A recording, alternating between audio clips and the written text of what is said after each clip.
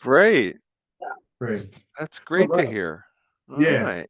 All right. So this is cnjreig.com or cnjreig. My name is Scott, your host. Or it's Central New Jersey Real Estate Investment Group. That's what CNJREIG stands for. We keep forgetting that. And I'm Yeah. Tabitha, the other host. Doesn't Right. everybody know? I mean, come on. It Everybody, should. they should. Yeah. And today we have one of our vendors, CamaPlan, and we have Joe Fulvio on the call with us. So we're gonna have a discussion about CamaPlan and how it benefits the members and how it can benefit everybody. So Joe, before we get started, tell us a little bit about yourself and how you got into CamaPlan, like what's your background and how you got involved with CamaPlan.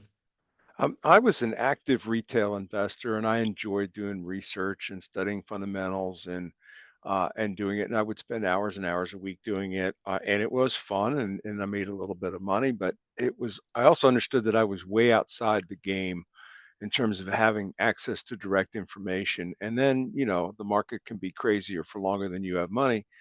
Mhm. So it would get detached from the fundamentals and drift away, and then all that research was for naught. And when I bumped into or was introduced to Carl, probably about 2010, 2008, 9, somewhere in that period, um, I sort of understood what he was doing, but I really didn't learn about it until I started working with him in around 2015. So I started playing with it, and then I caught fire, and I really started to enjoy it. And my work switched from working with him on the company to working with him to spread the word.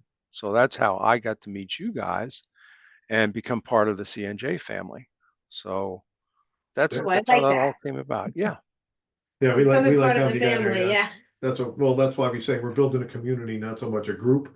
We want it to be more of a family community than just a group where it people just and come it and is go. too.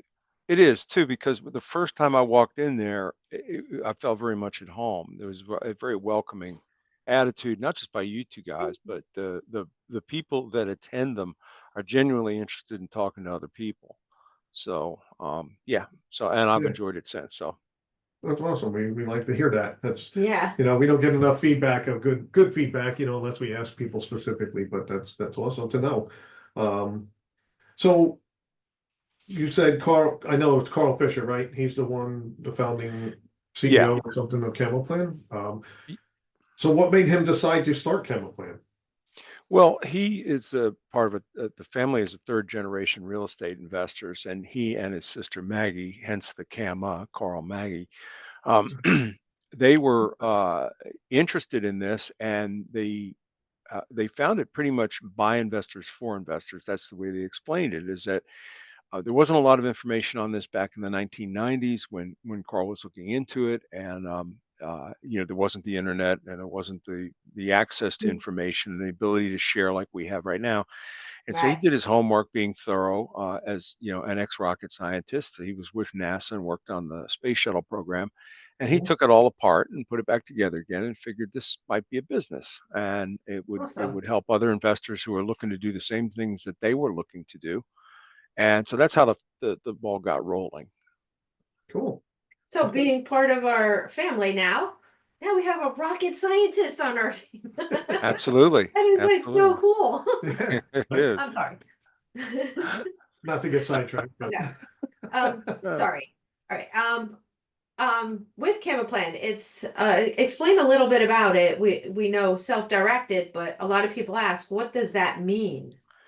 yeah, it's a way to people use IRAs and 401ks to invest in stocks and bonds and mutual funds, and we do the same thing but for alternative assets. So this is set up to deal with things like business ventures and apartment buildings and vacation properties and all the things that are non-listed securities. So if you want to trade stocks and bonds, you do it in your Vanguard or your Schwab or your Fidelity account.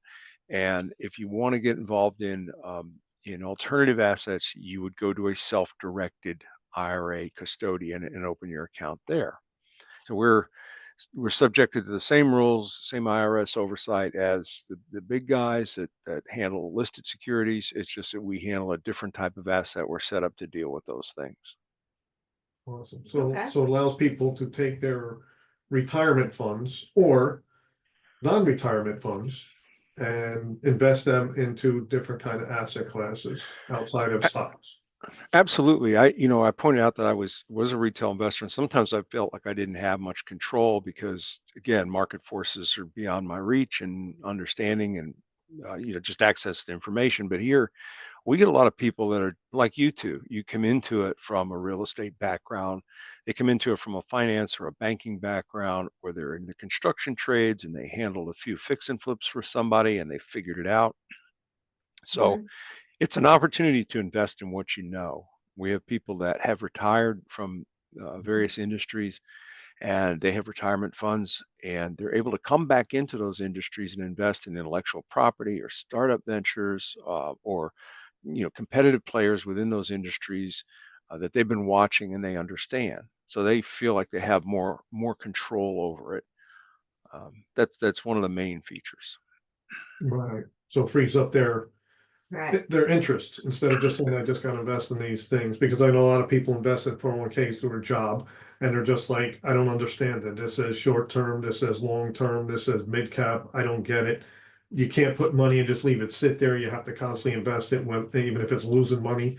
But at least with CamaPlan, with the self-directed IRA, if you're not investing in something at the moment, it sits there as cash, correct? Yes, it does. And it is a form of investing that does require some homework. It is self-directed, meaning it's really up to you as the investor to do your homework, to find the deals. We do get a lot of people that come in and say, "Well, I'd love to open up an account, but I don't know where to find deals." Well, like you come to C&J, and you get to meet people who are Right. involved in real estate deals, and that's how you do it. But yeah, it's not an easy fix. It's not something that's set and forget. It's something that you have to pay attention to on the front end when you do your due diligence, and then after you placed your bet, you need to pay attention to it until the investment cycle is complete. So it does require some work. It's not a magic bullet, but if you're interested in keeping more of what you earn on your investments, the tax deferred and tax free structures of the IRAs are very favorable to that.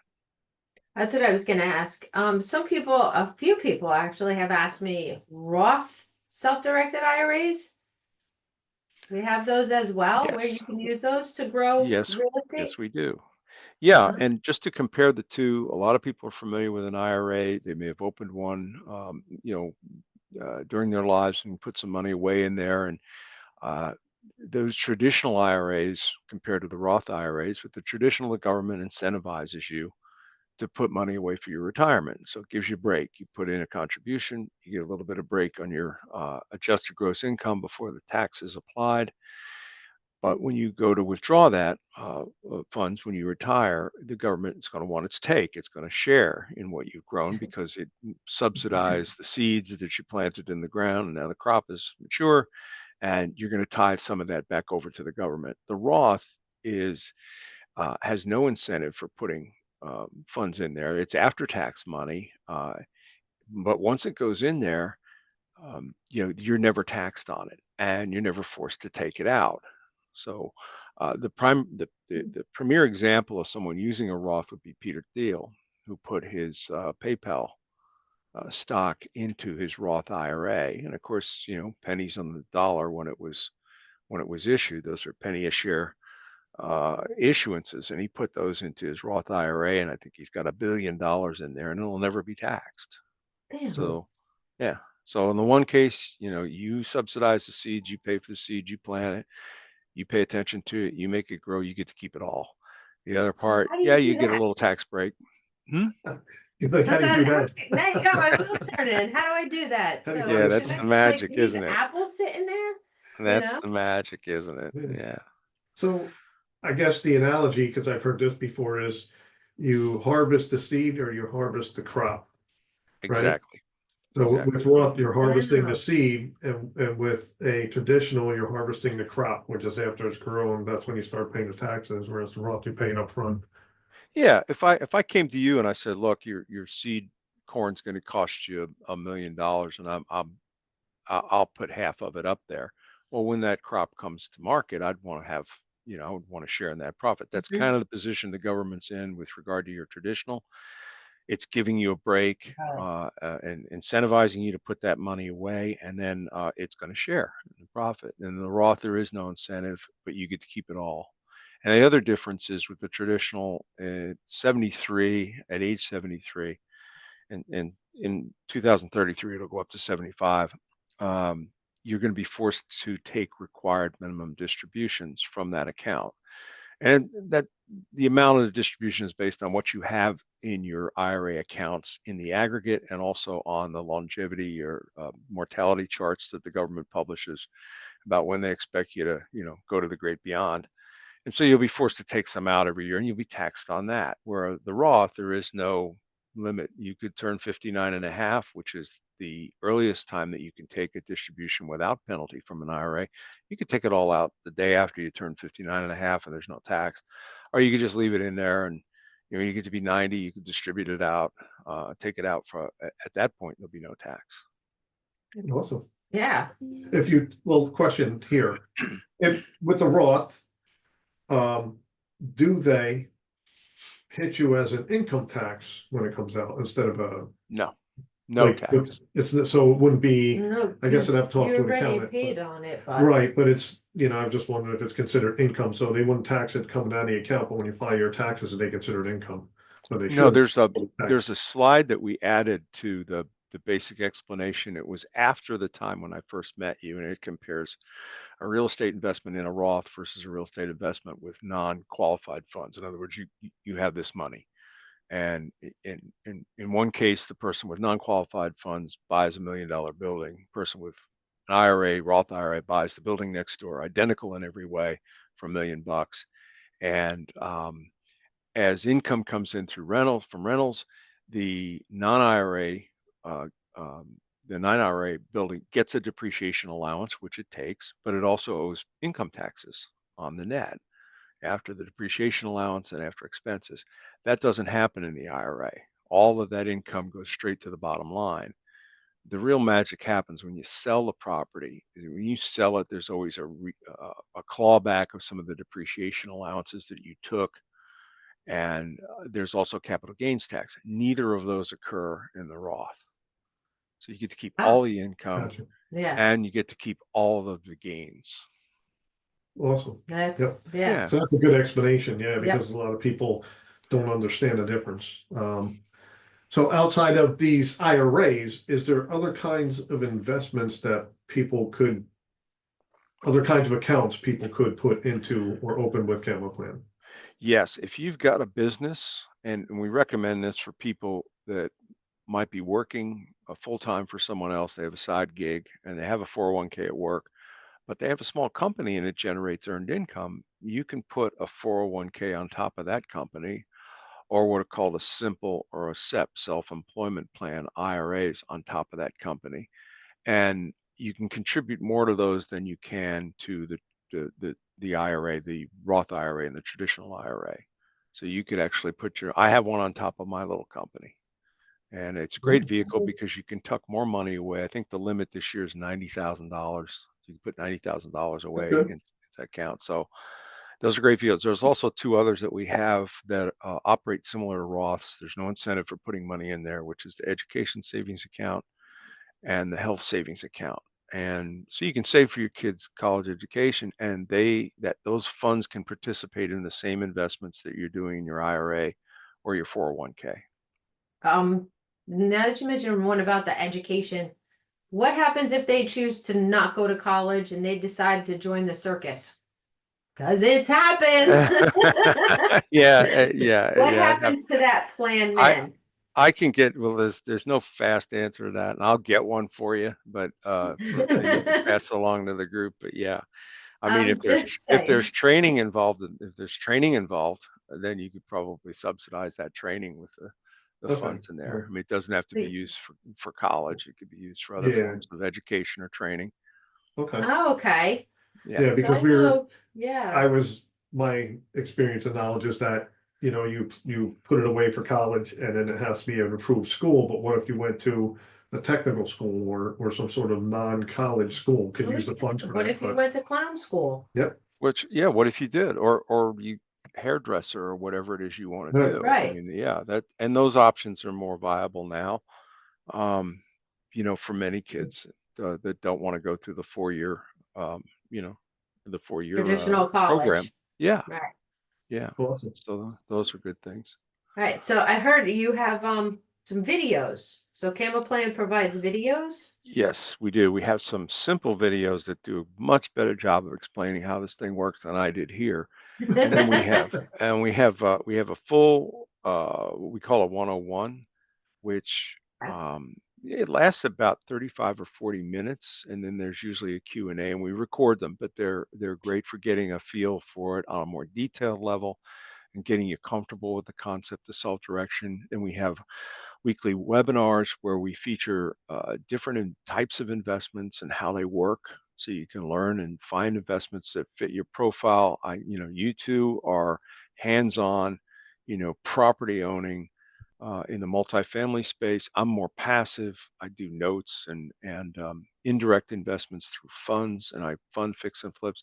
So you can find an investment that's comfortable for you, and it doesn't have to be real estate. Again, we have people with oil and gas, mineral rights, intellectual property, business ventures. The list of things that you can't do is actually much shorter than the list of things you can do.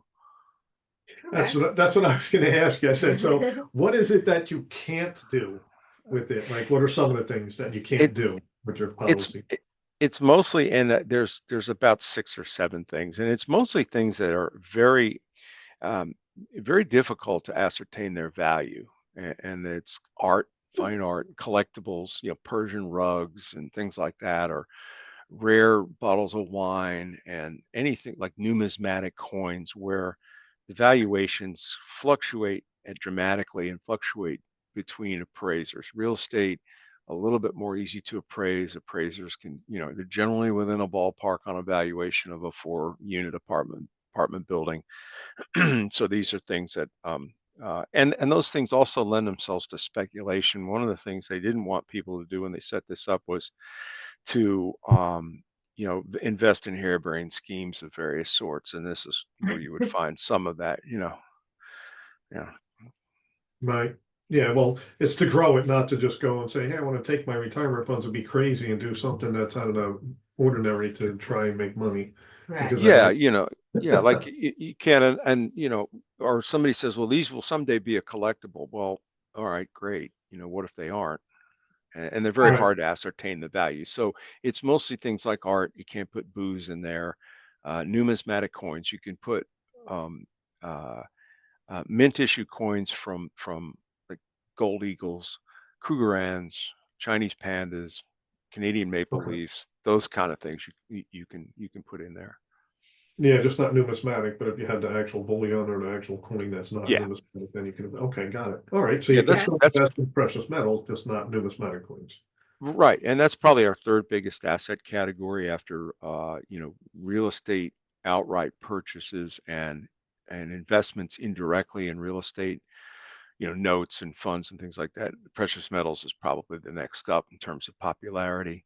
You would you would engage a broker and to purchase the metals. The metals would have to be stored in a depository. You can't hide them under your bed, Okay, in your safe or the right. toilet tank or wherever people hide stuff like that. So, but we would arrange depository storage for you and also Oh, okay, accounting. Yeah. okay, So so, because sometimes these precious metal companies say they'll do it for you, but I'm like, I don't know where they're sending it. But if you yeah, guys help arrange it, then that's a source of stuff will just relief. disappear. Yeah, because they Yeah. Um, over there, and it's in their dining room closet. Yeah. I mean, well, if if it's legitimate IRA, then they're doing it. Okay. They'll be doing it above board because they draw a lot of scrutiny for that. But okay.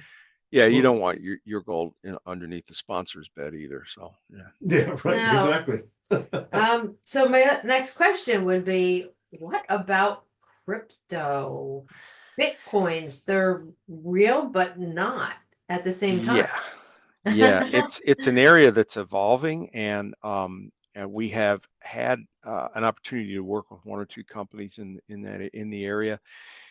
Since you can't hold them directly inside of an IRA, what you would Okay. typically do is create an LLC that would buy and sell and trade, or you would invest in an LLC that buys, sells, and trades and repatriates your profits back to your IRA. Gotcha. Okay, It's you makes want to sense. really look under the hood and get the advice of your tax person, CPA, before you get involved in anything like that. It's like, some people, you hear the term checkbook LLC. It's Yes. people Right. like to be able to do that. They love the freedom and flexibility, but it draws an enormous amount of scrutiny. So you want to get them set up by an attorney that really specializes in that. Don't go get a divorce attorney to do it, or you want it Uncle set up Bob. the right way, and then you want to play by the rules. You know, Right. Yeah. we get a lot of questions about that stuff, but then you're free to invest. You could set up an account with one of the platforms that offers crypto trading, and then you just go from there. Right. Okay. So you mentioned checkbook control. That's where you Yes. have to create an LLC, whether it's real estate or whatever. So you have to create an LLC that then basically it's like a business account. And then it's scrutinized by your accountant and the IRS because you got to see the money that's in there and what you're doing with it, right? Yeah, your IRA becomes the owner of that LLC, and it Okay. Okay. invests in that LLC the same way I would invest with Scott and Tabitha if they were offering me an opportunity to go into one of their apartment complexes. You would fund that LLC, even though it's owned by the IRA. You'd fund it with the IRA money, and then the LLC would engage in the business activity. And these are popular for people that do things like attending auctions and tax lien business, places where you really have to move fast. And we think Right. we're pretty quick around here. We're 24 to 48 hours once you submit purchase paperwork. But in a place where you really need to submit a bid on the spot, that works for people. But again, I recommend getting it set up there. In the reference section in our website, there are some attorneys there that will keep you out of hot water.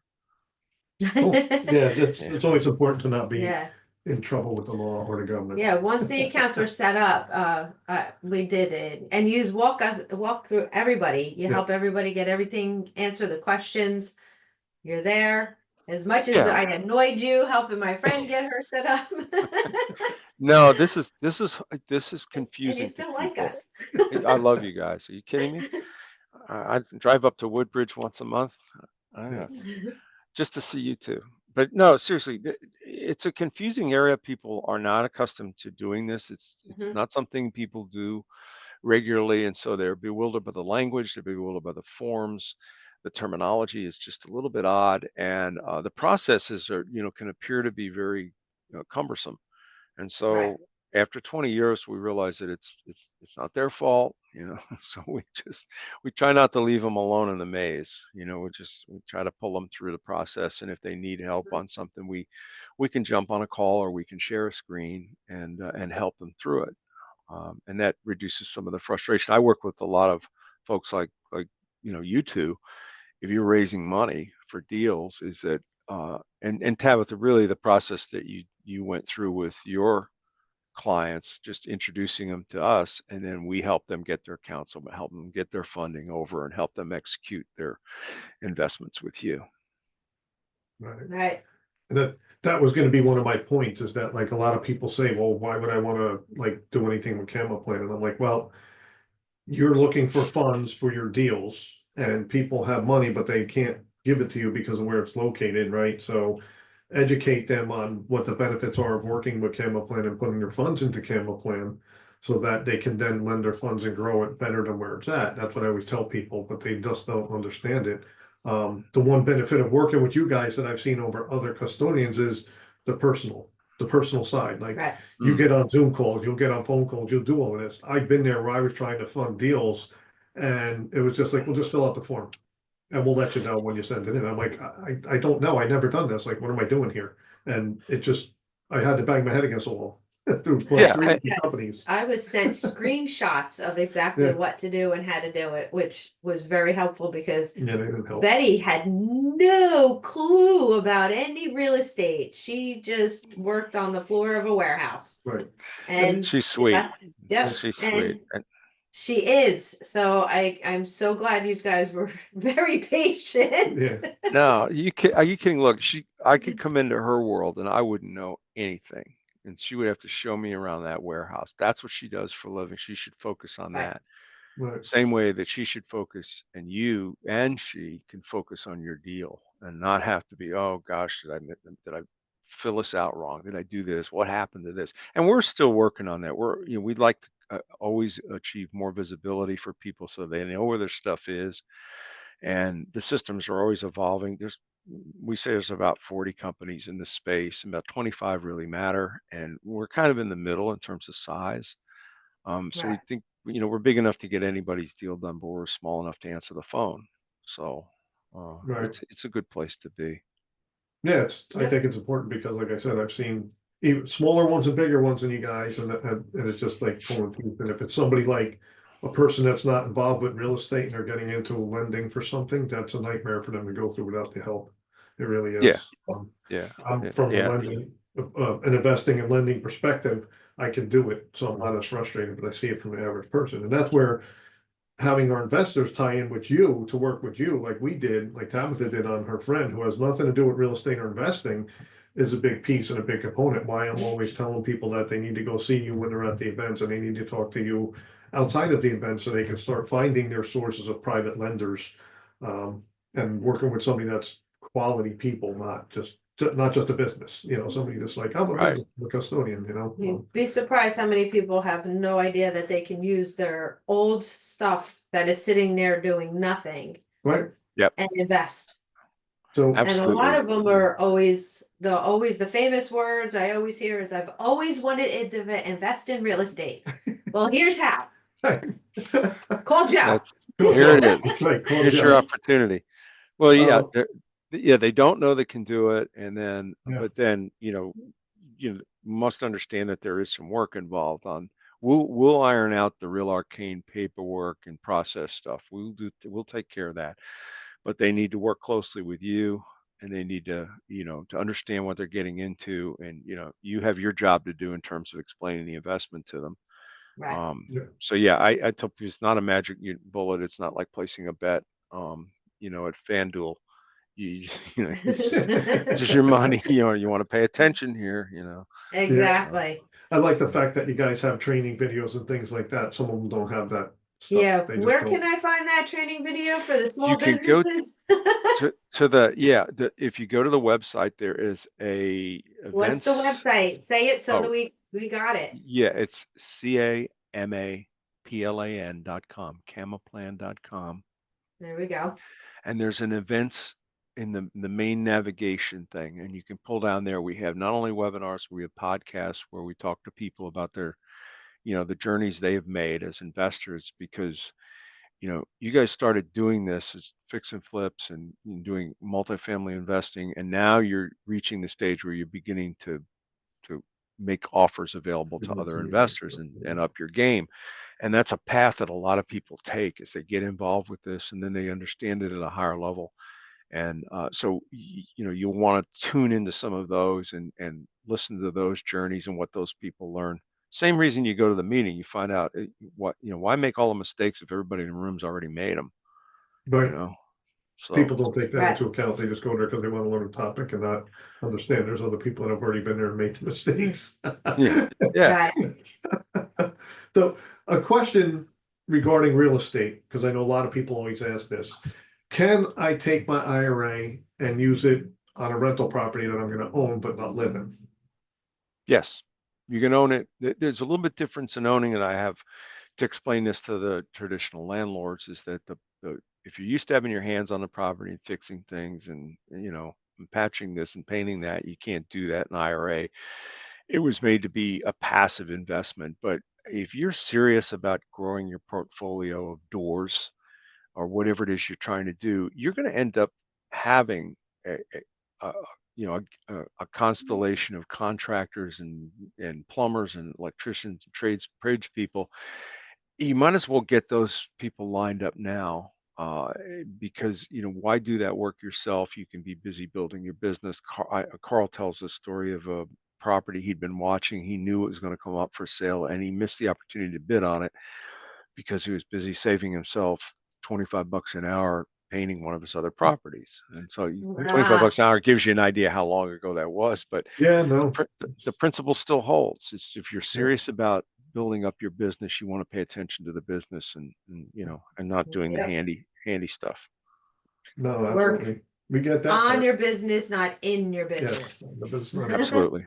Absolutely. Yeah. That's the biggest difference for the traditional landlord. It's not, and Carl jokes about when they take him into his rental property, they take duct tape and they bind his hands in case he's tempted to touch. Like he sees a loose bulb or he sees a little something over here. It just needs to be fixed. No, you can't touch it. He's That's right. addicted to real estate. Go find the next deal. That's what you That's have right. to do. Go Go find find the it. next investment. Concentrate on finding and funding. So Right. with that said, can somebody use their IRA to fund their own flip, provided they're not working on it? Yeah, real estate's a little bit different. And then let's say you acquire the property with your IRA and you do the flip. It's treated a little bit differently. If you can't buy a business that you own or invest in a business that you own, but you can invest in real estate that your IRA owns. Right. So it's treated a little bit differently. And one caution on that is there's a lot of disagreement and argument about the volume of flips and the timing.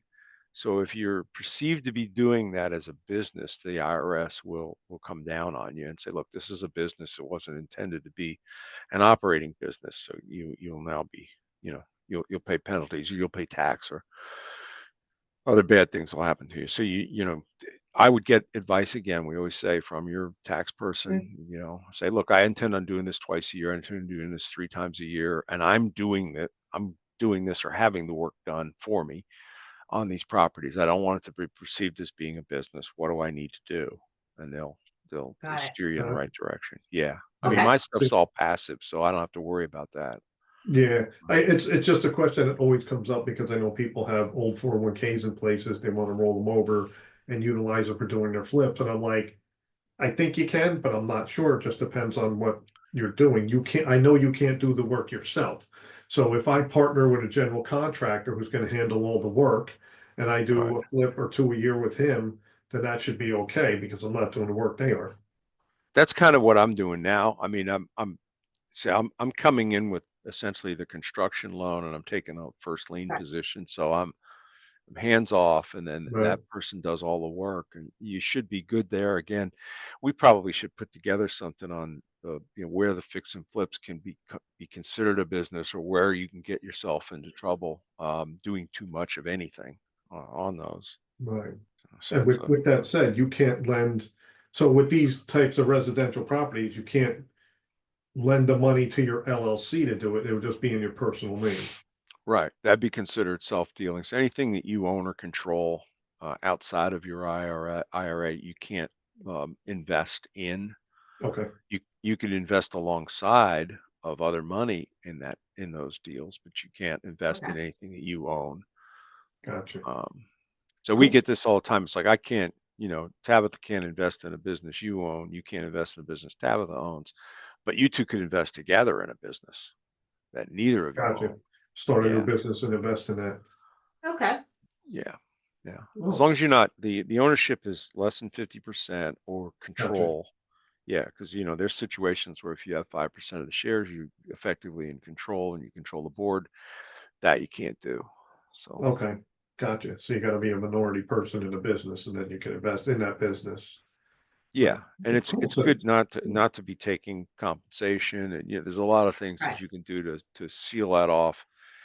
If you were an advisor to a business and you received a nominal yearly stipend for showing up, that's a little bit different than controlling it or operating in it or having fiduciary responsibility position or executive position.